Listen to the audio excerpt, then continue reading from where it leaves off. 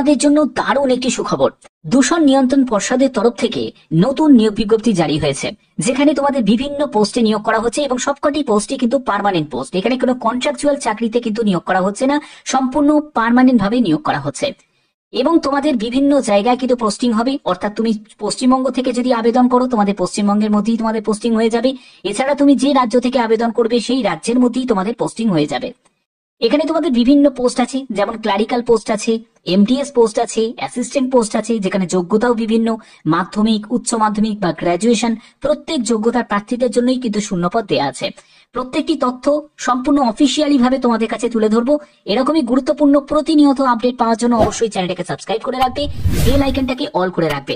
তোমরা কোন জেলা থেকে এই ভিডিওটা দেখছো এবং তোমাদের হাইয়েস্ট কোয়ালিফিকেশন কি অবশ্যই সেটা কমেন্টে জানাবে। তো চলো ভিডিওটা শুরু করছি, প্রত্যেকটি তথ্য তোমাদের কাছে তুলে ধরছি। তো বন্ধুরা, আমি পিডিএফটা ওপেন করে নিয়েছি। তোমরা এখানে দেখতে পাচ্ছ যে সিপিসিবি অর্থাৎ সেন্ট্রাল পলিউশন কন্ট্রোল বোর্ডের তরফ থেকে নিয়োগ বিজ্ঞপ্তি জারি হয়েছে, যেখানে তোমাদের এমটিএস, এলডিসি মানে লোয়ার ডিভিশন ক্লার্ক, অ্যাসিস্ট্যান্ট সহ বিভিন্ন পোস্টে তোমাদের নিয়োগ করা হচ্ছে। আগে দেখে নাও যে তোমাদের এখানে তোমাদের যোগ্যতা হিসাবে তোমাদের এজ কি প্রয়োজন। দেখো, তোমার সায়েন্টিস্ট বি পোস্টে যদি তুমি আবেদন করো তোমাদের এখানে 18 থেকে 35 বছর। আগে তোমাদের ক্লিয়ার করে দিই, যারা যারা এসসি এসটি ক্যান্ডিডেট আছো তারা বয়সে 5 বছর এবং ওবিসি যারা ক্যান্ডিডেট আছো তারা বয়সে 3 বছর রিল্যাক্সেশন পেয়ে যাবে। তুমি যদি অ্যাসিস্ট্যান্ট ল অফিসারের জন্য আবেদন করো এখানে আপ টু তোমাদের 30 বছরের মতো তোমাদের বয়স থাকছে, আপার এজ লিমিট। তারপরে দেখো, তুমি সিনিয়র টেকনিক্যাল সুপারভাইজার পোস্টের জন্য তোমাদের 18 থেকে 30 বছর, সিনিয়র সায়েন্টিফিক অ্যাসিস্ট্যান্টের জন্য 18 থেকে 30 বছর, টেকনিক্যাল সুপারভাইজারের জন্য 18 থেকে 30 বছর, অ্যাকাউন্টস অ্যাসিস্ট্যান্টের জন্য 18 থেকে 30 বছর, তারপরে হচ্ছে জুনিয়র ট্রান্সলেটারের জন্য 18 থেকে 30 বছর, তারপর সিনিয়র ড্রাফটসম্যানের জন্য 18 থেকে 30 বছর। এছাড়া আরো বিভিন্ন পোস্ট আছে, যেমন দেখো জুনিয়র টেকনিশিয়ানের জন্য 18 থেকে 27 বছর, সিনিয়র ল্যাবরেটরি অ্যাসিস্ট্যান্টের জন্য 18 থেকে 27 বছর, আপার ডিভিশন ক্লার্কের জন্য 18 থেকে 27 বছর, তারপরে ডেটা এন্ট্রি অপারেটরের জন্য 18 থেকে 27 বছর, তারপরে স্টেনোগ্রাফার গ্রেড 2 এর জন্য 18 থেকে 27 বছর, জুনিয়র ল্যাবরেটরি অ্যাসিস্ট্যান্টের জন্য 18 থেকে 27 বছর, লোয়ার ডিভিশন ক্লার্কের জন্য 18 থেকে 27 বছর, ফিল্ড অ্যাটেন্ডেন্টের জন্য হচ্ছে 18 থেকে 27 বছর, মাল্টিটাস্কিং স্টাফ এমটিএস এর জন্য 18 থেকে 27 বছর এবং অ্যাসিস্ট্যান্ট পোস্টের জন্য 18 থেকে 30 বছর। এবার দেখো, এইসব পোস্টের জন্য কিন্তু যোগ্যতা বিভিন্ন। যেমন হচ্ছে তুমি যদি এমটিএস পোস্টের জন্য আবেদন করতে চাও এখানে তোমাদের যোগ্যতা হচ্ছে শুধুমাত্র মাধ্যমিক পাস। ঠিক আছে। তুমি যদি অ্যাসিস্ট্যান্ট পোস্টের জন্য আবেদন করো সেখানে তোমাদের গ্রাজুয়েশন যোগ্যতা চাওয়া হয়েছে, গ্রাজুয়েশন। ঠিক আছে। তারপরে দেখো, তুমি যদি ফিল্ড অ্যাটেন্ডেন্ট পোস্টের জন্য আবেদন করো সেখানেও তোমাদের মাধ্যমিক পাস যোগ্যতা চাওয়া হয়েছে। এলডিসি লোয়ার ডিভিশন ক্লার্কের জন্য 12 পাস যোগ্যতা চাওয়া হয়েছে। এছাড়া দেখো, তোমাদের জুনিয়র ল্যাবরেটরি অ্যাটেন্ডেন্ট এগুলো কিন্তু সবই গ্রুপ ডি ক্যাটাগরির মধ্যে পড়ছে। ডেটা এন্ট্রি অপারেটর যেখানে তোমাদের গ্রাজুয়েশন যোগ্যতা প্রয়োজন, আপার ডিভিশন ক্লার্ক গ্রাজুয়েশন যোগ্যতা প্রয়োজন। ঠিক আছে। এছাড়া তোমাদের সিনিয়র ল্যাবরেটরি অ্যাসিস্ট্যান্ট, অ্যাকাউন্ট অ্যাসিস্ট্যান্টে তোমাদের বিকম পাস যোগ্যতা প্রয়োজন। ঠিক আছে। তো এইসব যে বিভিন্ন পোস্ট আছে সেই সব পোস্টের নিরিখে তোমাদের যা যোগ্যতা সেই যোগ্যতাতেই কিন্তু তুমি আবেদন করতে পারবে। ঠিক আছে। এখানে সিলেকশন প্রসেস কি আছে? সিলেকশন প্রসেস হচ্ছে তোমাদের রিটিন এক্সাম হবে, তারপরে তোমাদের স্কিল টেস্ট, টাইপিং টেস্ট হবে এবং তোমাদের ইন্টারভিউ হবে। তবে ইন্টারভিউ কিন্তু কোন পোস্টের জন্য হবে? যেগুলো তোমাদের গ্রুপ বি লেভেলের পোস্ট, মানে হচ্ছে তুমি যদি এই পোস্টে আবেদন করো এগুলো গ্রুপ বি লেভেলের, তারপরে সায়েন্টিস্ট বি এইটা হলো গ্রুপ বি লেভেলের। এইসব যে আপার পোস্টগুলো যেগুলো আছে সেখানে কিন্তু তোমাদের ইন্টারভিউ হবে। কিন্তু আদার্স যদি তুমি গ্রুপ সি বা গ্রুপ ডি লেভেলের পোস্টগুলোতে যদি অ্যাপ্লাই করো সেখানে কিন্তু কোনো রকম ইন্টারভিউ হবে না, শুধুমাত্র রিটেন টেস্ট, স্কিল টেস্টের ভিত্তিতে তোমাদের সিলেকশন করা হবে। তারপরে তোমাদের ডকুমেন্ট ভেরিফিকেশন হবে। ঠিক আছে। অ্যাপ্লিকেশন প্রসেসটা কি থাকছে? অ্যাপ্লিকেশন প্রসেসের জন্য তোমাদের সিপিসিবির অফিসিয়াল ওয়েবসাইটে ভিজিট করতে হবে। সেখান থেকে অ্যাপ্লাই অনলাইন বলে একটা সেকশন দেখতে পাবে, সেখান থেকে তোমাদের আবেদন করতে হবে।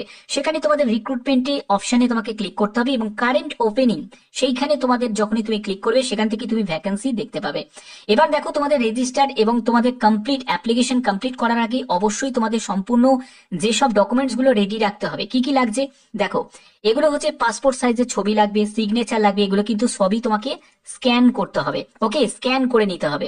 তারপরে এডুকেশন কোয়ালিফিকেশন, তোমার যদি এক্সপিরিয়েন্স থাকে তাহলে সেটা, যদি না থাকে কোনো প্রয়োজন নেই। তারপরে হচ্ছে ক্যাটাগরি সার্টিফিকেট, অর্থাৎ তুমি যদি এসসি, এসটি বা ওবিসি বা ইডাব্লিউএস বা পিডাব্লিউবিডি যদি ক্যাটাগরি থেকে বিলং করো অবশ্যই তার কিন্তু তোমার প্রুফ হিসাবে তোমার সেই সার্টিফিকেট প্রয়োজন হবে এবং সেটাকে তোমাকে স্ক্যান করে আপলোড করতে হবে। এগুলো করার পরে তুমি সাবমিট করতে পারবে এবং তোমাদের ফিউচার রেফারেন্সের জন্য তোমাকে প্রিন্ট আউট নিয়ে রেখে দিতে হবে। অফিসিয়াল নোটিফিকেশনের ব্যাপারটা তোমাদের কাছে বলি যে অফিসিয়াল নোটিফিকেশন কিন্তু তোমাদের জারি হয়ে গেছে, যার জন্য তোমাদের শর্ট নোটিফিকেশন জারি হয়েছে। দেখো এটা হলো শর্ট নোটিফিকেশন, এই যে হচ্ছে তোমাদের শর্ট নোটিফিকেশন, যেটা হচ্ছে তোমাদের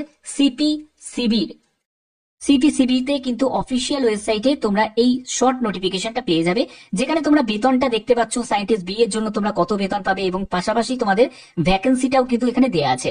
দেখো ভ্যাকেন্সিটা ভালো করে একবার দেখে নাও, আমি তোমাদের জায়গাটা একবার ক্লিয়ার করে দিচ্ছি।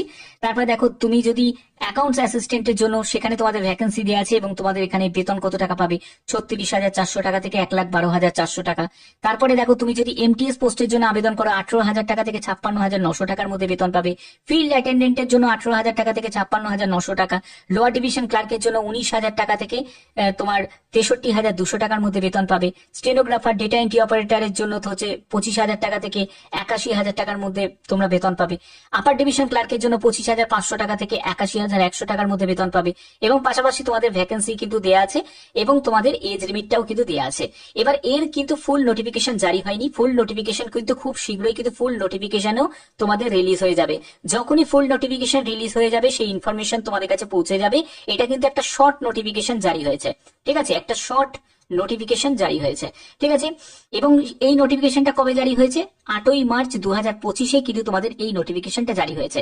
আবেদন খুব শীঘ্রই কিন্তু শুরু হয়ে যাবে, অর্থাৎ মানে সরাসরি বলতে গেলে তোমাদের এই মাসে অর্থাৎ মার্চ মাসেই তোমাদের এন্ডের দিকে কিন্তু তোমাদের আবেদন শুরু হয়ে যাবে, নোটিফিকেশনও রিলিজ হয়ে যাবে। ফুল নোটিফিকেশন, শর্ট নোটিফিকেশন তো রিলিজ হয়েই গেছে, অর্থাৎ বুঝতে পারছো সম্পূর্ণ অথেন্টিক ইনফরমেশন তোমাদের কাছে প্রোভাইড করছি। তো এখানে তোমাদের ভ্যাকেন্সির ডিটেলসটা কিন্তু এখানে দেওয়া আছে, অবশ্যই সেটা একবার তোমরা চেক আউট করে নিতে পারো। তো আশা করি তোমাদের এই ভিডিওর মাধ্যমে প্রত্যেকটি তথ্য তোমাদের কাছে তুলে ধরলাম। এরকমই গুরুত্বপূর্ণ যে কোনো আপডেট যখনই আসবে সবার আগে পাওয়ার জন্য অবশ্যই চ্যানেলটাকে সাবস্ক্রাইব করে রাখবে। ফুল নোটিফিকেশন যখন আসবে সম্পূর্ণ বিস্তারিত ভিডিও করে তোমাদের জানিয়ে দেবো। এরকমই গুরুত্বপূর্ণ আপডেট প্রতিনিয়ত তোমাদের জন্য আমি প্রোভাইড করে থাকি। অবশ্যই চ্যানেলটাকে সাবস্ক্রাইব করবে, বেল আইকনটাকে অল করে রাখবে। এখনের মতো এটুকুই, টাটা।